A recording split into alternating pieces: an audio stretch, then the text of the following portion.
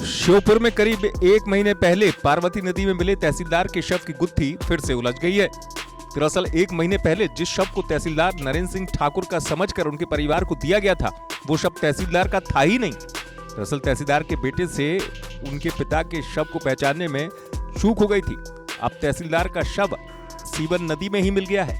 इसलिए अब ये सवाल खड़ा हो गया है कि तहसीलदार के परिवार ने जिस शव का अंतिम संस्कार किया था, वो शव आखिर किसका था। बड़ौदा थाना पुलिस ने भी इस मामले की फाइल को बंद कर दिया था, जिसे पुलिस अब फिर से खोलेगी और वो शव किसका था इसकी जांच करेगी। उनके परिजनों को सूचना दी गई और उनके परिजन, उनके बच्चे और उनके परिवार के लोग यहाँ आए और उन्होंने पहचान की कि ये जो महेंद्र सिंह करके जो तहसीलदार थे, ये उन्हीं का शव है और वो यहाँ से सबको ले भी गए पहचान कर। कपड़े और वो लॉकेट पहचाना और फिर उसके बाद उन्होंने वो सबको फिर दोबारा वहाँ पे उत्खनन कराया। तो फिर वो उनकी जो तहसीलदार साहब है उनके रूप में उस सबकी पहचान हुई है।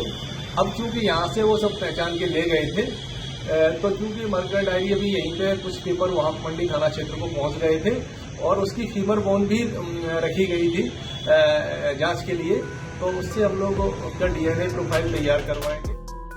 आपको बता दें कि सीवन नदी में 15 अगस्त की रात तहसीलदार नरेंद्र सिंह ठाकुर पटवारी कार समेत बह गए थे। 2 दिन बाद पटवारी का शव तो मिल गया, लेकिन तहसीलदार की तलाश 9 दिन तक चली। इस बीच सीहोर पुलिस को श्योपुर जिले की पार्वती नदी में एक शव मिलने की सूचना दी गई। ये शव 20 अगस्त को ही मिल गया था। इस शव की शिनाख्त तहसीलदार के बेटे ने कर दी थी। 25 अगस्त को सीहोर लाकर तहसीलदार के परिवार की मौजूदगी में शव का अंतिम संस्कार भी कर दिया गया। इसके साथ ही डेथ सर्टिफिकेट भी जारी हो गया। श्योपुर से खेमराज दुबे की रिपोर्ट, एमपी तक।